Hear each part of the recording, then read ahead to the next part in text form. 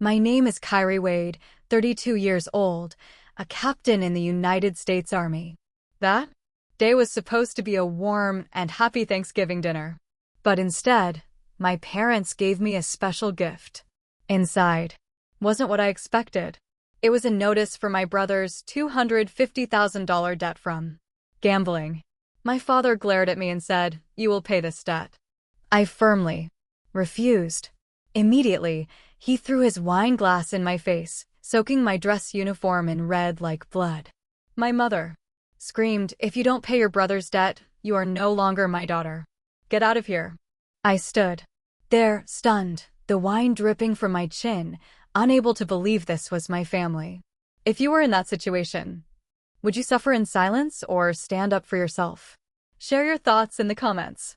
Before I tell my story, hit the like button if you believe personal honor is more valuable than any blind obligation, and subscribe to witness a perfectly planned counterattack.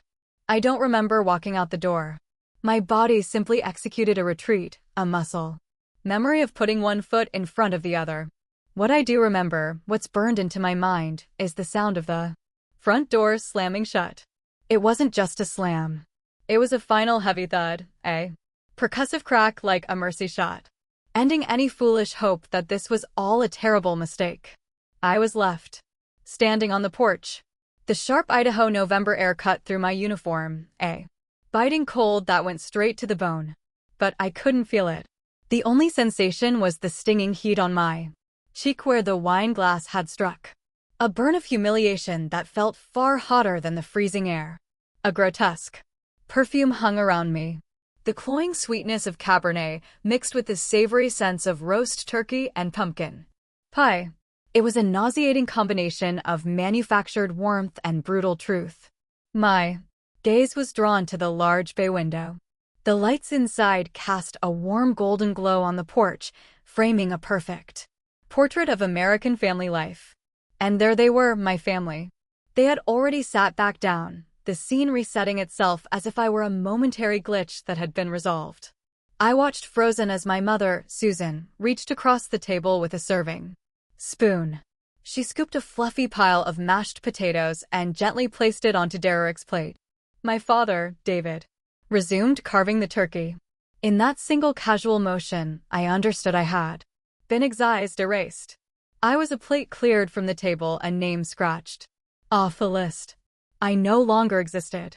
My legs finally obeyed, carrying me stiffly to my Jeep Wrangler at the curb.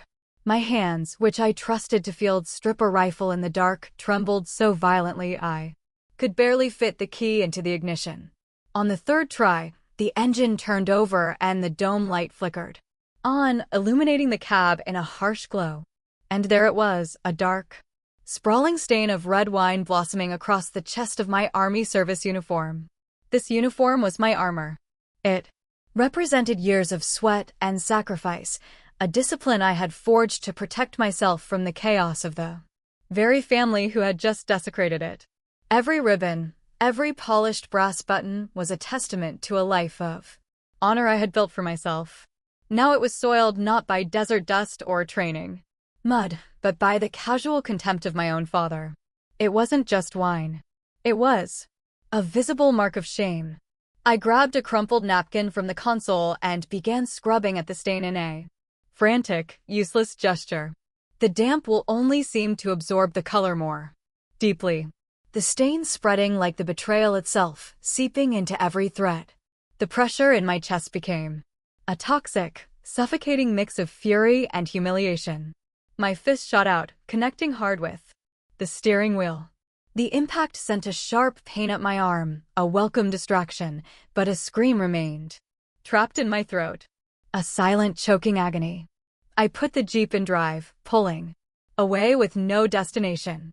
Outside, snowflakes began to fall, hesitant at first, then growing into a thick, swirling curtain of white. The windshield wipers swished back and forth in a frantic rhythm, fighting a losing battle against the storm, just as I was against the images in my mind. The radio, which I'd left on, suddenly broke through my daze. A sentimental country Song about coming home for Thanksgiving, about the unconditional love of family. With a surge of rage, I slammed my hand against the power button. The sudden silence was a mercy. The entire world seemed to be celebrating the very thing I had just lost. A universe conspiring to mock my isolation. Through the white out, I saw the glowing sign of a gas station and instinctively pulled in. Parking away from the pumps, I cut the engine. The only sounds were its ticking and the soft patter of snow against the glass. I was an island. I thought back to my tour in Afghanistan, to the vast, empty desert nights. I'd felt a sharp loneliness there, born of distance. But this was a hollow, echoing void. This was the loneliness of being unwanted by the people who were supposed to want you most. It was colder and more terrifying than any desert.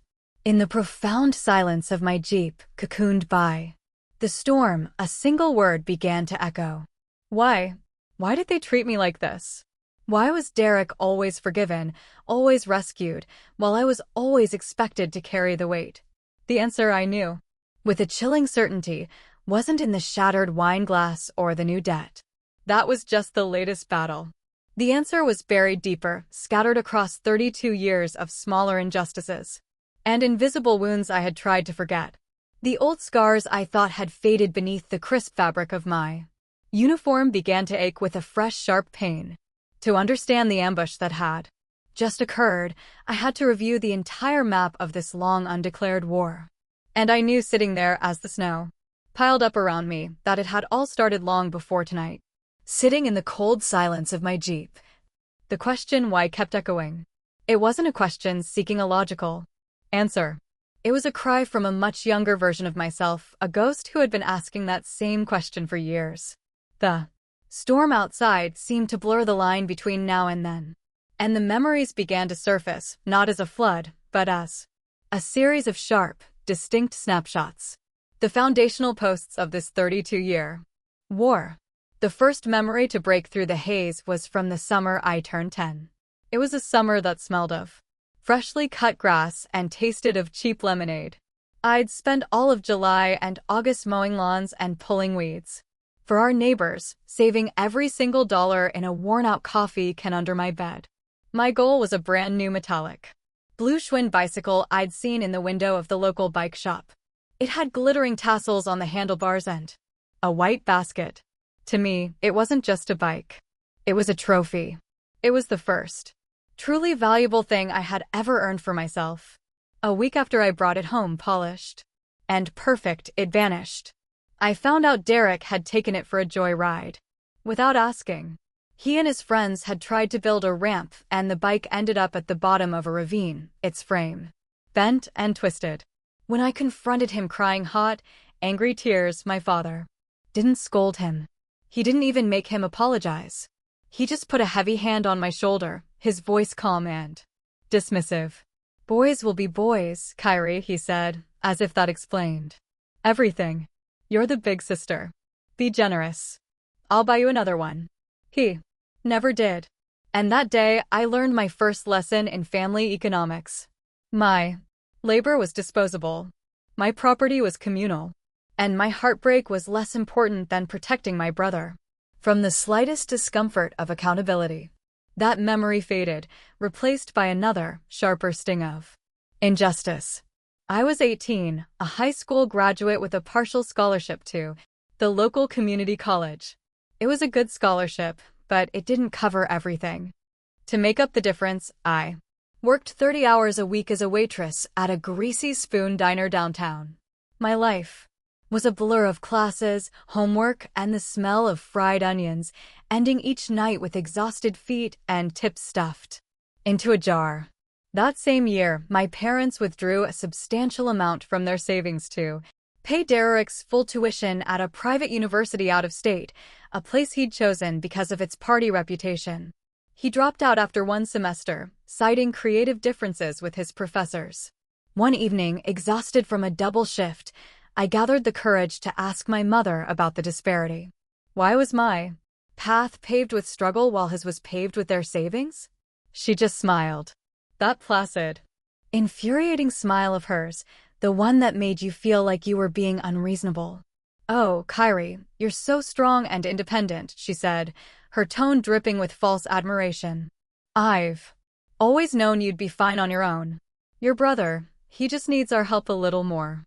It wasn't a compliment. It was a curse. It was the justification they used to abandon me to my own devices, a punishment for the very strength they claimed to admire. I was capable, so I was left to fend for myself. He was not, so he was coddled and rescued. It was another lesson. My resilience wasn't a virtue to them. It was an excuse. The diner disappeared and a far more painful scene took its place. The parade grounds at West Point, graduation day. It was supposed to be one of the proudest moments of my life. I had survived 4 years of grueling physical and academic challenges. I had earned my commission.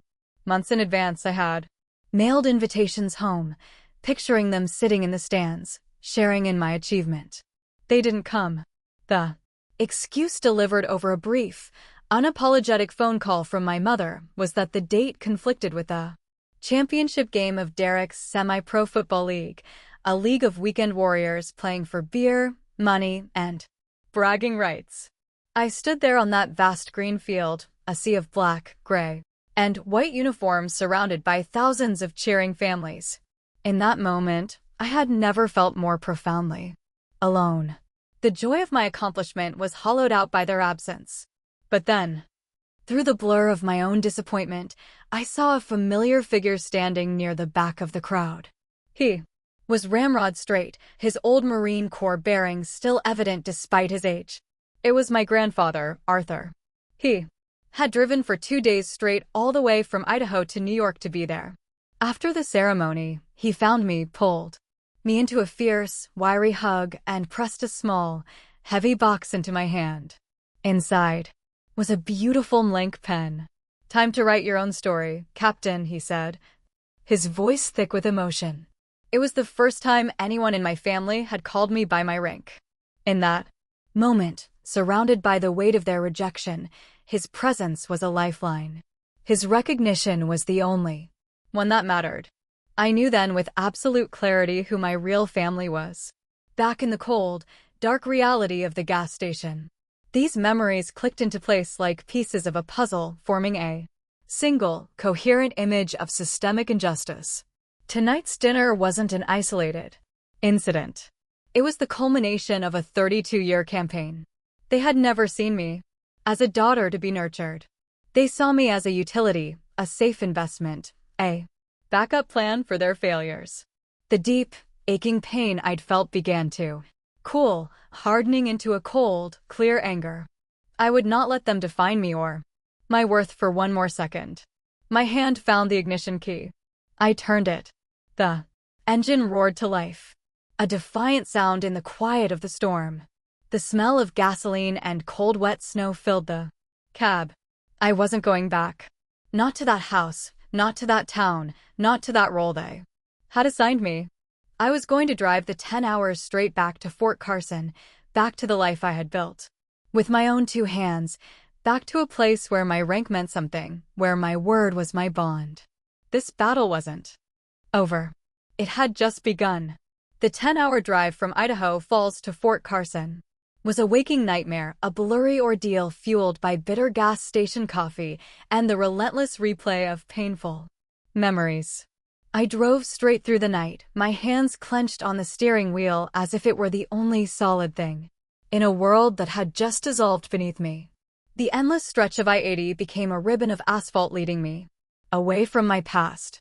Every mile marker that flashed by in my headlights felt like a small victory, a quiet affirmation of the choice I had made. I was retreating, yes, but I was retreating forward. As the first hints of dawn began to paint the eastern sky, the majestic, jagged peaks of the Rocky Mountains emerged from the darkness. Seeing them solid and unyielding against the pale morning light, I felt the tight knot in my chest loosen just a fraction. It was a fragile sense of relief, but it was real. I had made it out. I was back in my territory. The feeling intensified as I drove through the main gate of Fort Carson. The young soldier in the guard booth, barely out of his teens, snapped to attention and gave me a crisp salute. "Welcome back, Captain," he said, his voice clear and respectful. That simple professional courtesy, that acknowledgement of who I was and what I had earned, nearly broke me. A lump formed in my throat so thick I could only nod in return. Here I wasn't the daughter who had failed her family. I was Captain Wade. I was an officer. I was home. I finally reached my small off-base apartment, feeling utterly depleted. A hollowed-out version of myself. The stale, sour smell of dried wine still clung to me, a phantom reminder of the night's humiliation. The dark stain on my uniform seemed to mock me from the passenger seat. I was too exhausted to even think about what to do next. All I wanted was to crawl into bed and let the world disappear. But before I could even take off my boots, the doorbell chimed. My first thought was a jolt of panic. Them. They followed me. But that was irrational. My second thought was irritation. I didn't want to see anyone. Still, I dragged myself to the door and looked through the peephole. It was Maria, Sergeant Davis's wife, my NCO. I opened the door. She stood there, a kind smile on her face, holding a casserole dish covered in foil. The warmth radiating from it was the first genuine warmth I'd felt in 24 hours. "Dave figured you might be back," she said softly, her eyes full of a quiet understanding that asked no questions. "We saved you a plate. There's turkey and some sweet potato casserole." She didn't ask why I was home early. She didn't ask why my eyes were red and swollen. She didn't comment on the faint smell of alcohol. She just brought food and warmth, the two most fundamental offerings of care, the very things my own family had weaponized against me. I took the dish from her, my hands clumsy. "Thank you, Maria," I managed to whisper, the words catching in my throat. She just squeezed my arm gently and left. That evening, the Davises invited me over. Their house was a chaotic symphony of life, a stark contrast to the sterile, oppressive silence of my parents' home. Their two young kids were chasing each other around the living room, their laughter echoing off the walls. Toys were scattered across the floor. It was messy and loud and wonderfully, beautifully alive. We sat around their dinner table, which was still laden with the festive remnants of their Thanksgiving meal. The Davises' youngest son, a rambunctious 5-year-old, chattered away, telling me all about a new Lego set he'd gotten. Maria kept refilling my glass of iced tea. They included me without making me the center of attention. They just made space for me. Throughout the meal, Sergeant Davis, a man I respected immensely for his quiet competence, only said one thing directly about my situation. He looked at me across the table, his expression serious but kind. "Sometimes, Captain," he said, his voice low and steady, "a tactical retreat is the bravest move a soldier can make." That was it. That was all I needed to hear. No judgment, no prying questions. Just validation from a fellow soldier spoken in a language we both understood. He had reframed my shame as courage. For the first time since that wine glass shattered, I felt the crushing weight on my chest lift. I felt safe. And as I looked around at this loud, loving, ordinary family, I realized this was a real Thanksgiving. It had nothing to do with bloodlines. It had everything to do with loyalty. A few days later, I was trying to fall back into the rhythm of my life. Work, gym, sleep. I hung my freshly dry-cleaned uniform back in the closet. The stain gone, but the memory of it still there. On the wall opposite my desk, a plaque with my unit's motto hung, "Sustain the fight." It was a logistician's creed, a promise to keep the front line supplied. But now, it felt like a personal mandate. Just as I was starting to feel a semblance of normal again, my phone buzzed. An unknown number with an Idaho area code. My heart hammered against my ribs. It had to be them calling to launch the next wave of their assault. My thumb hovered over the decline button. But something, a flicker of intuition, made me answer. I braced myself for my father's roar or my mother's manipulative whine. Instead, a familiar, growly voice came through the line. "Kyrie, it's Grandpa." His voice was tense, urgent. Not his usual calm, measured tone. I have some intelligence you need to be aware of right now, he said, and the word intelligence made the officer in me snap to attention. This is more complicated than what they told you. I realized then that his silence at the dinner table hadn't been agreement. It had been reconnaissance. And now the cavalry was calling. Go ahead, Grandpa, I said. The sound of my own voice surprised me. The weary, wounded tone from the gas station was gone, replaced by the clipped, focused cadence of an officer receiving a battlefield report. I sat ramrod straight on my sofa, my back no longer slumped in exhaustion. My phone was pressed firmly to my ear as if it were a military handset. First thing, my grandfather began. His voice a low, steady transmission, stripped of any emotional static. He was delivering facts, not sentiment. That $250,000 debt isn't from some bad business deal. That was a lie. A piece of fiction crafted specifically for your consumption. He paused for a beat, letting the word lie land with its full weight. Your brother has been burning through money in casinos in Vegas and Reno for the better part of a year. I made a call to an old Marine buddy of mine, Jack Riley, who's been in casino security for 30 years. He made some discreet inquiries. Derek owes money to loan sharks. Kyrie, the kind of people who don't send polite reminder notices. An icy chill traced a path down my spine. A cold far deeper and more invasive than the Idaho snow. This wasn't just Derek's usual pattern of irresponsibility and failure. This was a calculated deception.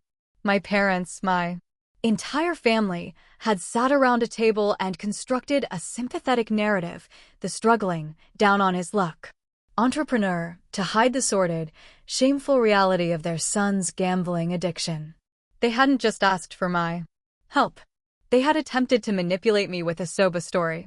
They had insulted my intelligence, assuming that the bonds of family would blind me to the inconsistencies, assuming I would swallow their story without question. The raw hurt I felt was swiftly being overtaken by a different kind of emotion. A cold, sharp-edged anger. And there's more, he continued, his voice a relentless current of information, giving me no time to process the last revelation before delivering the next. Your sister-in-law Melissa. Her knowledge of your finances wasn't a coincidence.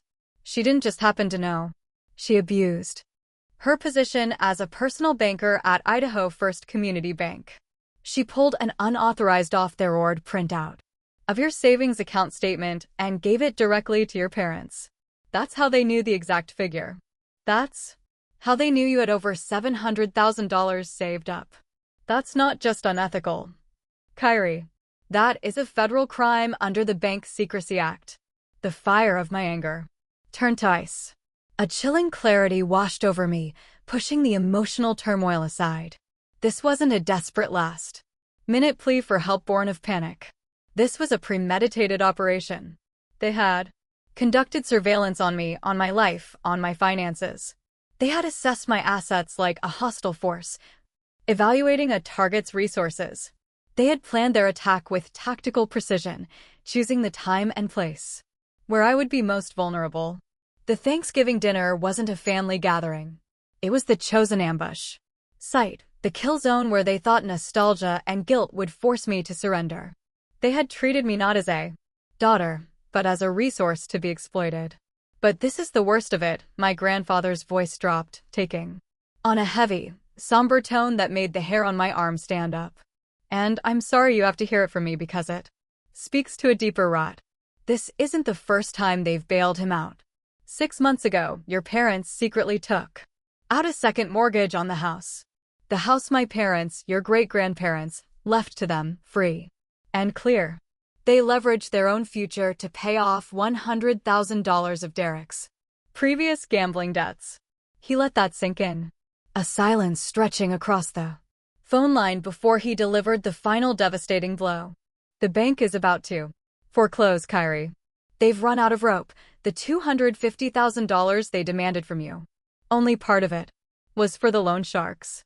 The rest was to make the balloon payment to the bank and save the house. Silence. A profound ringing silence filled my small apartment.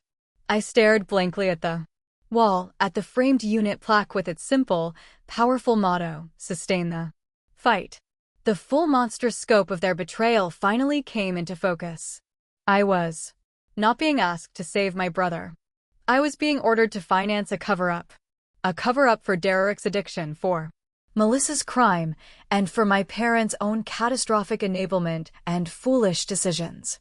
They were willing to sacrifice my entire future, everything I had worked and bled for, not just for their golden child, but to save themselves from the consequences of their own actions. They would throw me off a cliff to keep from losing their house and, more importantly, their reputation in the community. For a long moment after my grandfather finished speaking, I couldn't form a word. I just breathed a long, slow, deliberate breath in and an even slower one out. The officer in me was taking over, compartmentalizing the emotional trauma, processing the raw data into actionable intelligence. The pain was still there, a deep throbbing ache in my chest. But now it was overlaid with a cold, crystalline clarity. As a child, my grandfather, a man of few words but deep faith, would often quote the Bible to me. One verse had always stuck in my mind. "Then you will know the truth, and the truth will set you free." I had always thought it meant freedom in a spiritual sense. I never understood its tactical power until this very moment. The truth was brutal, agonizing. But it was also liberating.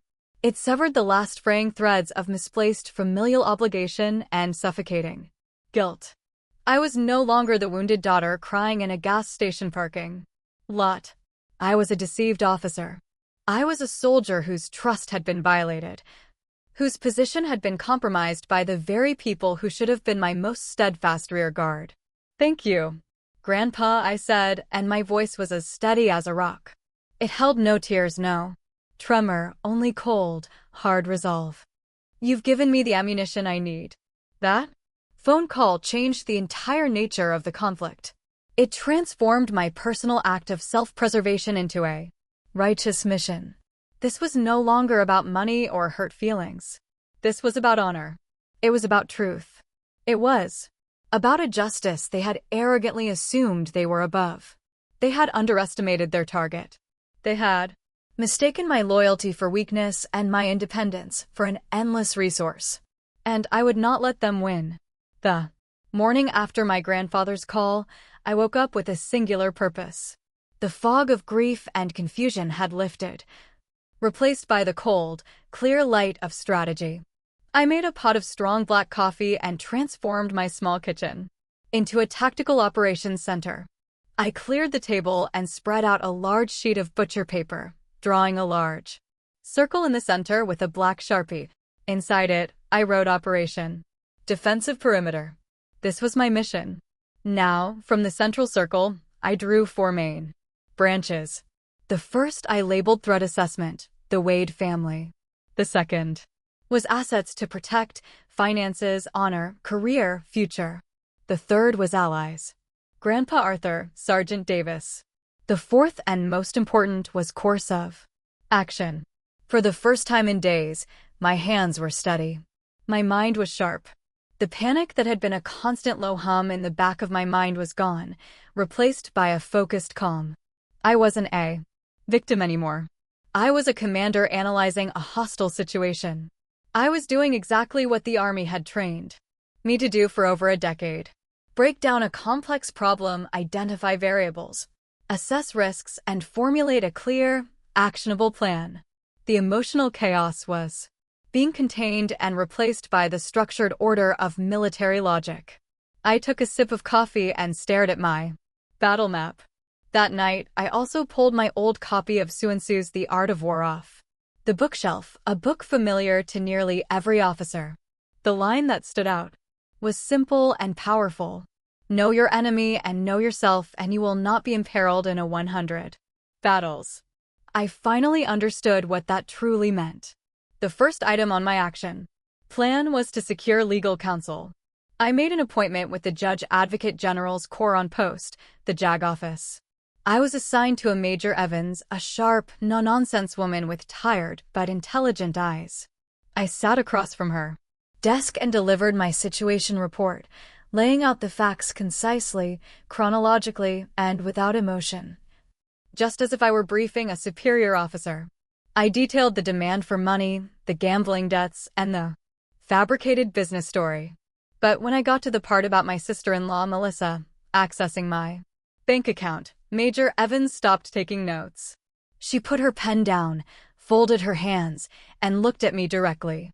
Her gaze was intense. "Captain Wade," she said, her voice firm. "What your sister-in-law did isn't just unethical. It's a felony.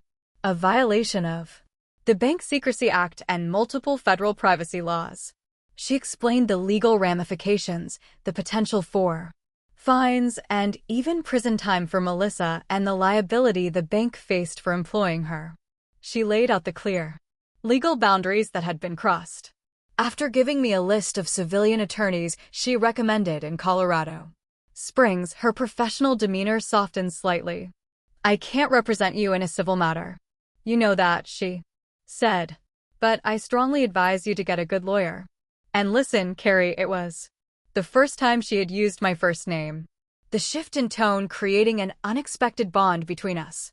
I had to cut ties with a toxic family member myself a few years ago. It's hard, but you're doing the right thing. That small moment of shared experience, that validation from a fellow female officer of a higher rank, felt like a crucial reinforcement of my position. I walked out of her office feeling stronger, more resolute. My next step was intelligence gathering. Armed with Major Evans's advice and my grandfather's intel, I began building my case file. I called my grandfather and asked him to securely email me any documentation he had, names, dates, anything from his friend in casino security that could substantiate Derek's debts. He agreed without hesitation. Then I made a difficult but necessary call to the corporate security office of my bank. I reported a potential unauthorized access of my account by one of their employees, Melissa Wade, at their Idaho Falls branch. I was calm, professional, and firm. I provided my account details and requested a formal internal investigation asking for all access logs related to my account for the past 6 months. The security officer, on the other end, was initially skeptical, but my confident, precise language made him take the matter seriously. He assured me they would investigate immediately. I documented everything. Every phone call was logged with the date, time, and name of the person I spoke to. Every email was saved and backed up to a secure drive. I was building an irrefutable dossier. Each piece of evidence was like another round of ammunition being loaded into a magazine. I wasn't looking for a fight, but if they brought the war to me, I would be fully armed and ready to defend my ground. As I expected, the enemy didn't remain silent for long. A few days later, my mother called. Her voice was syrupy sweet, a tone she always used for manipulation. "Kyrie, sweetie, have you had some time to think things over? Your father was just a little hot-headed. You know how he gets. The whole family is just waiting for you to do the right thing. You wouldn't want your brother to get into real trouble, would you?" It wasn't a question. It was a veiled threat wrapped in the language of familial concern. I remained silent. "And your father said," she continued, her voice losing a bit of its sweetness and gaining a hard edge, "that if you don't transfer the money by the end of the month, he's going to drive down to Fort Carson himself. He'll have a little chat with your commanding officer about what an ungrateful, disloyal daughter you are." I gripped my phone, my knuckles turning white. They had just escalated. This was a direct threat against my career, my honor, the very foundation of my life. They were preparing to attack me in my own fortress. The time for defense was over. It was time to show them the perimeter was electrified. "Okay, Mom," I said, my voice as cold and flat as a frozen lake. "Let him." 2 days after my mother's failed attempt at intimidation, my father called. He didn't bother with a greeting. His voice was a low growl, the sound of a predator tired of stalking its prey. "I'm giving you 24 hours, Carrie." He snarled into the phone. 24 hours to wire $250,000 into Derek's account. If you don't, I swear to God, I will be in my truck, and I will drive to Fort Carson. I will walk into your colonel's office and tell him exactly what kind of irresponsible, disloyal officer he is under his command. You'll be so embarrassed you'll have to resign your commission. I stood motionless in my kitchen, the phone pressed to my ear. My dog tags hanging cool against my skin beneath my t-shirt felt heavier, more solid. They were a small tangible anchor in the storm he was trying to create. But inside me there was no storm. The hurricane of emotion, the shock, the pain, the humiliation had passed. All that remained was the cold, quiet, calm of a battlefield just before the fighting starts. I had been preparing for this call. I was ready. No, I said. My voice was even, devoid of heat, but as solid and unyielding as granite. I will not be transferring one single cent. There was a moment of stunned silence on the other end of the line. It was as if the simple two-letter word had short-circuited his brain. He was so accustomed to my eventual compliance, to my bending under pressure, that my flat refusal was incomprehensible to him. "What did you just say to me?" he finally roared, his voice cracking with disbelief and rage. "Dad," I said, cutting him off, my voice still level. For the first time in my 32 years, I seized control of the conversation. "I know it's gambling debt. I know you and Mom took out a second mortgage on the house 6 months ago to cover his last round of losses. I know that Melissa illegally accessed my private bank records and gave them to you." With each fact I laid out, the silence on his end grew deeper, more profound. I continued, pressing my advantage. "So, let's consider the strategic outcomes here. Do you really want me to present all of this information to my colonel along with a report of you threatening a commissioned officer? Or perhaps I should share this file with the Idaho Falls Police Department. I'm sure they'd be very interested in financial extortion. And what about the board of directors at Melissa's bank? I imagine they have a zero-tolerance policy for employees committing federal crimes." The silence stretched thick and heavy. The only sound was his ragged, astonished breathing. For his entire life, his power was built on a foundation of bluster, intimidation, and my conditioned silence. In the span of 30 seconds, I had bulldozed that foundation to dust. "You're threatening me," he stammered, his voice losing its thunder, replaced by a pathetic sputtering. "No," I replied, my voice is cold and sharp as steel. "I am not threatening you. I am informing you of my available courses of action based on credible intelligence. In the Army, we call that strategy. You of all people should understand that." I let the implication of his own lack of honor hang in the air. "Don't you use that officer tone with me?" he bellowed, a desperate attempt to regain his footing. "Is that what the Army taught you? To turn your back on your own family?" That was his final fatal mistake. He had crossed a line he could never uncross. He had taken the one thing I was most proud of, the institution that had given me a code to live by, and tried to use it as a weapon against me. "No," I said, and this time my voice carried the full weight of my conviction. "The Army taught me about honor.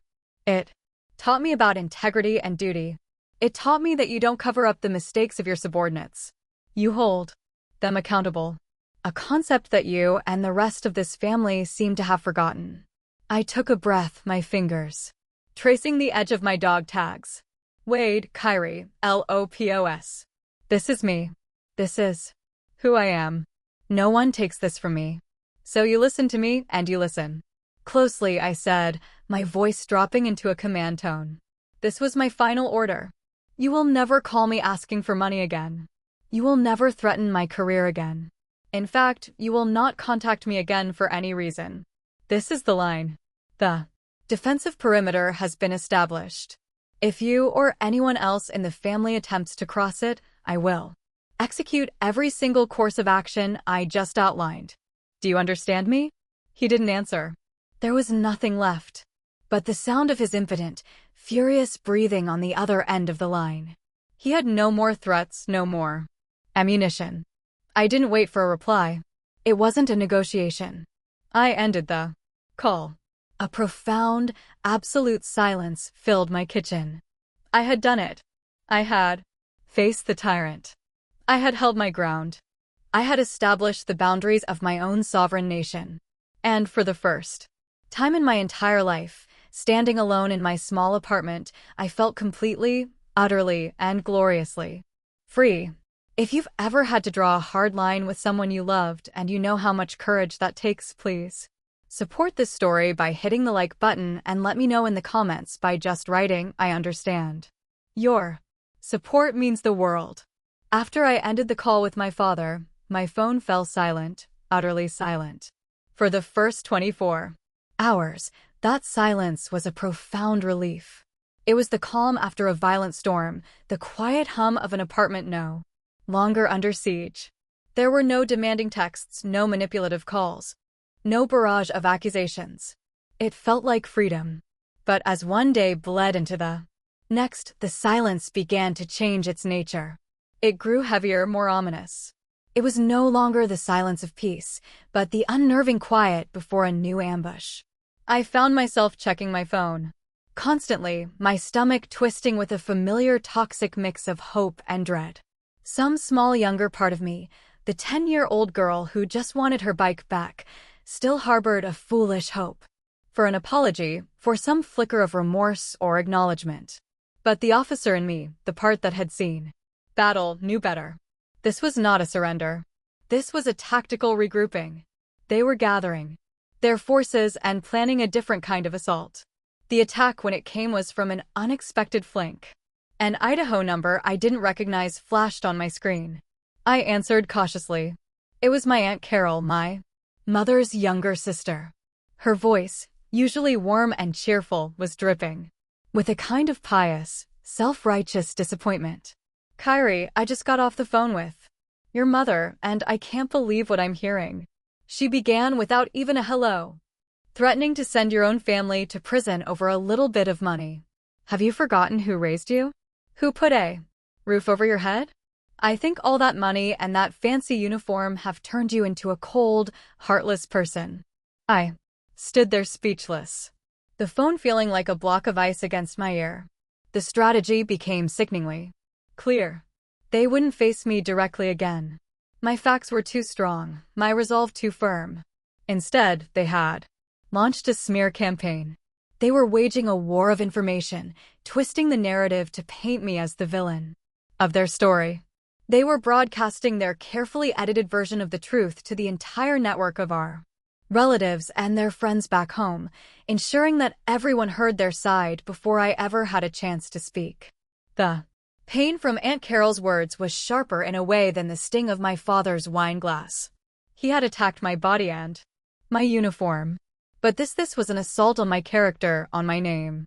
I had spent my entire adult life meticulously building a reputation based on honor, integrity, and service. In a matter of days, they were trying to demolish it with whispers and lies. A fresh wave of anger surged through me, but this time, it was laced with a terrifying sense of impotence. How could I fight this?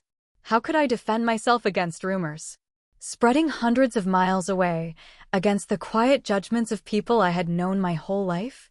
I had won the direct confrontation, but I was losing the war for public opinion, or at least the opinion of the small town that had raised me. I felt surrounded by invisible enemies, trapped by a narrative I couldn't control. I sat alone in my quiet apartment, the victor of a battle who now felt more isolated than ever. That night, I couldn't sleep. The silence of my home felt suffocating. I picked up my copy of Marcus Aurelius's Meditations, a book that had gotten me through long nights in Afghanistan. I read a passage I had underlined years ago. "You have power over your mind, not outside events. Realize this, and you will find strength." The words were a comfort, a reminder to focus on my own integrity, not their lies. But it was hard. Their attack was personal, and it was working. Just when I felt my resolve beginning to fray, my phone rang again. It was my grandfather. "I've been hearing things," he said, his voice the calm, steady anchor I desperately needed. "They're spreading stories all over town, painting you as the ungrateful daughter who abandoned her family in their time of need." He paused. Don't you worry about it. Lies have short legs. They can't outrun the truth. I listened, a lump forming in my throat. Just hearing his unwavering belief in me felt like a shield. Next week, he continued, a new steely edge to his voice, is the annual VFW meeting for the local Marine Corps League detachment in Idaho Falls. Your father will be there. He loves playing the proud patriot in front of those men. Another pause. This one filled with strategic intent. And I'll be there, too. I think it's about time those men heard an honest to God after action report on the situation. The call ended, but the hope he had ignited burned bright in the darkness of my apartment. The war wasn't over. They had chosen their battlefield, the court of public opinion. And now my grandfather was choosing his. There was going to be one final public stage. And this time, I wouldn't be fighting alone. I drove the 10 hours back to Idaho Falls. But this time, it wasn't a retreat. I wasn't fleeing a battle. I was moving to a strategic observation post. I didn't go to the VFW hall. Instead, I parked my Jeep across the street in the shadowed corner of a deserted parking lot, giving me a clear line of sight to the main entrance. I was there as a witness, not a participant. This was my grandfather's battlefield. Through the large front windows of the hall, I could see my father. He was in his element, holding a beer, standing in the middle of a circle of men his age, all of them wearing hats denoting their service.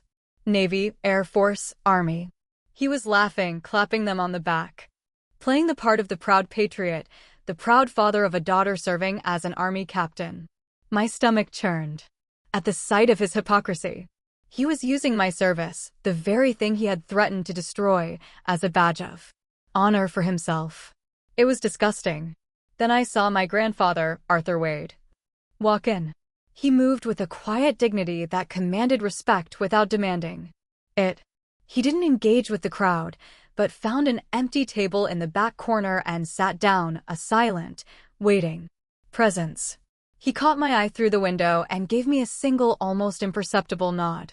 It was the signal. All elements were in position. After about an hour of standard proceedings, the Pledge of Allegiance, a few announcements about upcoming events, the master of ceremonies, a retired Marine colonel with a booming voice, stepped up to the microphone. And now he announced, we'd like to give the floor for a few words to one of our most distinguished members, a veteran of Chosin Reservoir, Sergeant Major Arthur Wade. A respectful silence fell over the room as my grandfather made his way slowly to the small stage. He stood at the podium, his posture still ramrod straight, and looked out over the faces of his peers. Brothers, he began, his voice raspy but clear, carrying through the hall without the need for a microphone. I'm not here tonight to talk about old wars. I'm here to talk about a battle happening right now. I'm here to talk about honor. I saw my father, who had been beaming with pride at the mention of his father's name, suddenly stiffen. A flicker of confusion, then alarm crossed his face. This was not part of his script. Recently, my grandfather continued, his gaze sweeping the room. Some of you may have heard rumors circulating in our community. Rumors about my granddaughter, Captain Kyrie Wade of the United States Army.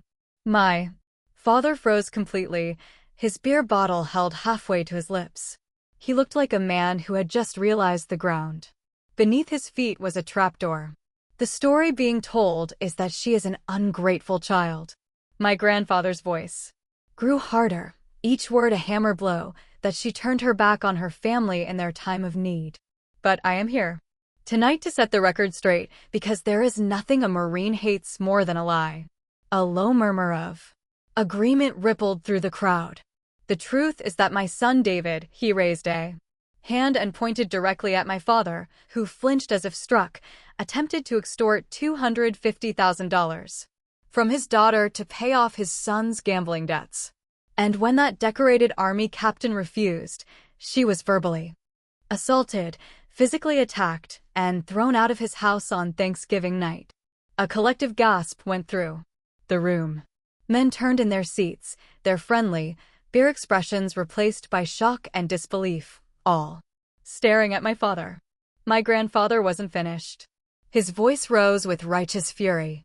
The truth is that my granddaughter-in-law, a bank employee, committed a federal crime by illegally accessing Kyrie's private financial records. The truth is that they concocted a false story, a web of lies to manipulate a commissioned officer of the United States Armed Forces. That is not the action of a family in need. That is the action of cowards and thieves. Every eye in that hall was now fixed on my father. His face had gone from a fid red to a pasty, sickly white. He opened his mouth, stammering, trying to form a denial, but no one was listening. The men around him, his friends, the veterans he so desperately sought to impress, were now looking at him with a uniform expression of cold, utter contempt. The performance was over. The verdict was in. My grandfather concluded, his voice ringing with finality. Honor isn't about hiding your shame. It's about having the courage to face the truth. He stepped down from the podium. He walked directly toward my father's table, but didn't slow down, passing him without a single glance as if he were a stranger. He walked straight out the front door and across the street to where I was waiting. He didn't say a word. He just came to my side of the Jeep and put a steady, warm hand on my shoulder. As I looked back at the hall, I saw my father utterly alone in a room full of people. His social standing shattered in the space of 3 minutes. In that moment, I didn't feel the triumphant glee I'd expected. There was no joy, no sense of victory, just a vast, quiet, and profound sense of relief. The weight I had been carrying, my entire life, had finally been lifted. The war was truly over. Just before my grandfather and I drove away, the door of the VFW hall opened. A couple of the older veterans, men I recognized as my grandfather's old friends, walked over. One of them, a man with a weathered face and a navy cap, leaned down to my window. He met my eyes and said, his voice full of respect, "Don't you worry, Captain. We get it. Honor is everything." He reached in and shook my hand. Their acceptance, their understanding was the only verdict that mattered.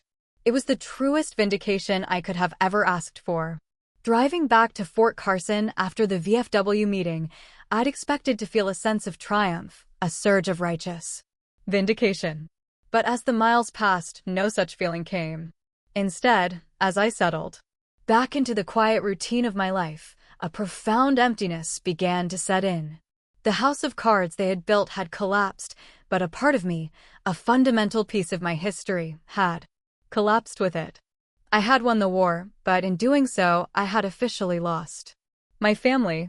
Even a toxic family leaves a void when it's gone. I spent the next few days on a kind of emotional autopilot. I went to work. I led my platoon. I filled out paperwork. I went to the gym. But when I came home to my silent apartment each evening, the quiet that had once felt like freedom now felt like a heavy blanket. It wasn't the menacing silence of waiting for an attack anymore. It was just a sad, hollow quiet. I came to a difficult realization. Exposing the truth doesn't automatically heal the wound. It just stops the bleeding. The scar and the phantom pain that comes with it remains. About a week later, an envelope arrived in my mailbox. It was from Idaho, addressed in my mother's familiar looping cursive. My heart gave a sudden sharp thump against my ribs. For a foolish, fleeting second, a tiny flicker of hope ignited inside me. Maybe the public humiliation had forced some kind of breakthrough. Maybe this was the letter of apology I had secretly, childishly been waiting for my whole life. It wasn't. Inside were 4 pages, front and back, filled with her venomous, self-pitying script. It was a masterclass in blame-shifting and gaslighting. She accused me of publicly shaming my father, of destroying my brother's future, of gleefully tearing the family apart for my own selfish pride.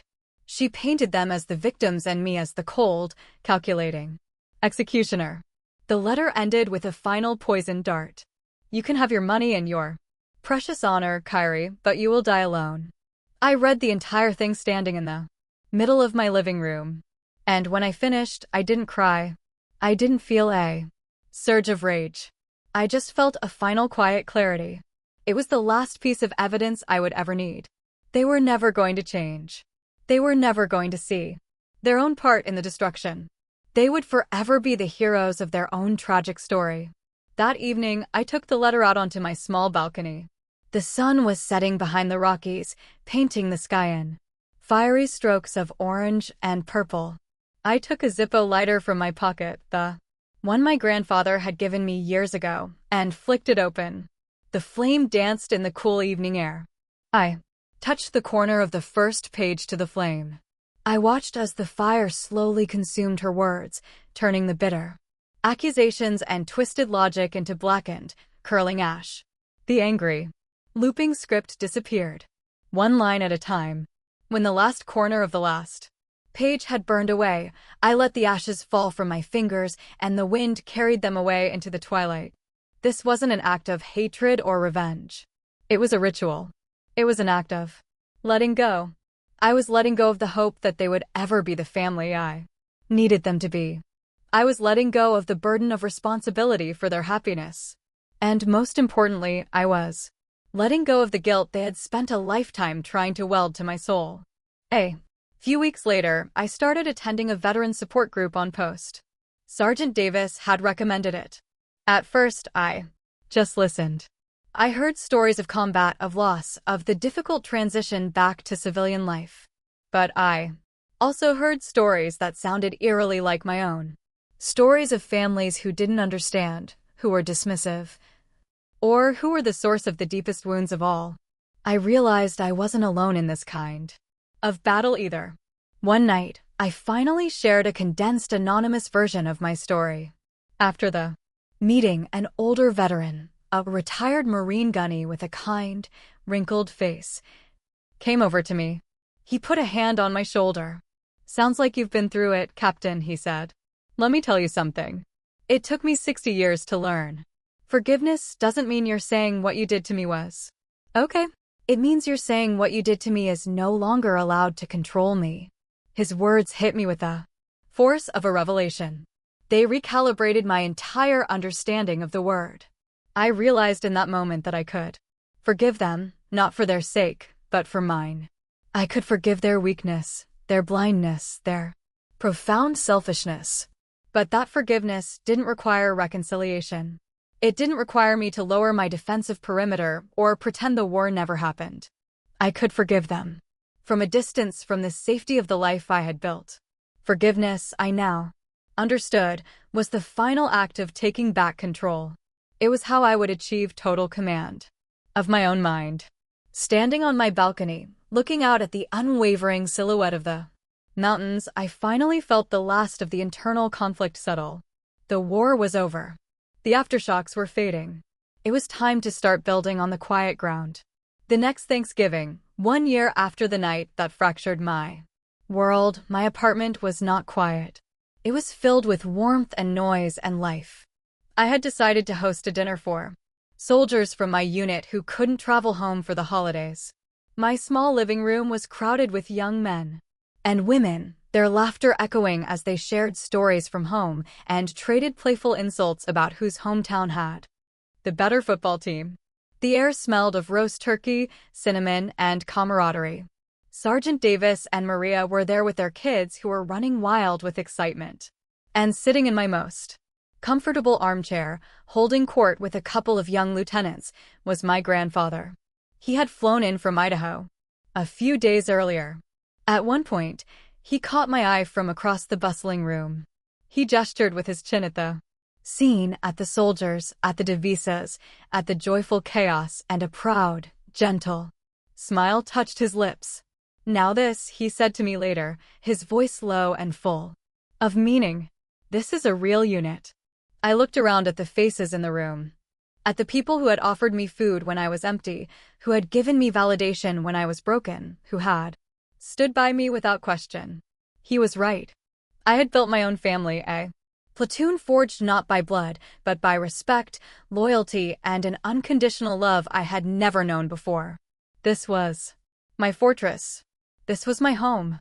A few months into the new year, I received a call from a lawyer in Boise I'd consulted He was giving me a final update. My brother Derek had finally been forced to declare bankruptcy, his financial irresponsibility catching up to him in a way he could no longer escape. The bank had officially begun foreclosure proceedings on my parents' house, and Melissa, my sister-in-law, had been quietly terminated from her position at the bank following the conclusion of their internal investigation. As I listened, I waited for a feeling of satisfaction, of victory, to arrive, but it never came. There was no joy, no triumphant surge of, "I told you so." There was only a quiet, somber sense of an inevitable outcome, a grim justice. They were not my victims. They were the casualties of their own choices, of a lifetime of arrogance and deceit. The truth, as my grandfather had predicted, has a way of working its way to the surface, like a splinter being pushed out of the skin. My legacy in this story wasn't revenge. It was simply the truth. Life at Fort Carson continued, and my career, far from being destroyed, flourished. My story, in its vague, unspoken details, became something of a quiet legend among those who knew parts of it. My integrity had been tested under a different kind of fire, and I had not faltered. I was promoted to the rank of major. With the new rank came new responsibilities, including mentoring junior officers fresh out of West Point and officer candidate school. I taught them about logistics, about supply chain management, about tactical readiness. But I also taught them other things.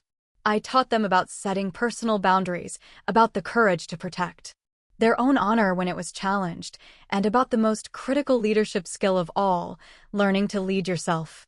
In one mentoring session, a young lieutenant was struggling with a difficult personal decision. I looked at him and said, "Lieutenant, a soldier's highest duty is to the truth, and that starts with being true to yourself. Never compromise your integrity. Not for a mission, not for a promotion, and not for anyone else." And then, exactly 1 year to the day after that fateful Thanksgiving, I finally took the trip I'd planned. I woke up before dawn, packed my gear, and drove to the base of Pikes Peak. The hike was arduous, the air thinning with every upward step. But with each footfall on the rocky trail, I felt lighter. I stood alone on the summit at over 14,000 feet, looking out at the endless expanse of the Rocky Mountains stretching to the horizon. The wind was fierce and cold, whipping at my face. But I felt a profound warmth spreading from within. I hadn't climbed this mountain to run away from anything. I had climbed it to celebrate my freedom, to celebrate the strength I had found in the wreckage of my past, to celebrate the quiet, unshakable person I had become. I was no longer the soldier just following orders. No longer the daughter desperately seeking approval. I was the supreme commander of my own life. And from this high, clear vantage point, looking east, I could see it with perfect clarity. The dawn was coming. That dawn I saw from the top of Pikes Peak wasn't just in the sky. It was inside me. My story is over. But I know that for many of you listening, your own climb is still underway. Please know that your past does not have to be your future. You have the right to draw your own lines and build your own fortress of peace. If you feel comfortable, share one word in the comments that describes the freedom you are fighting for. Words like peace, respect, or quiet. Your story matters. Please subscribe and hit the like button if you believe in the power of turning our deepest wounds into our greatest strengths.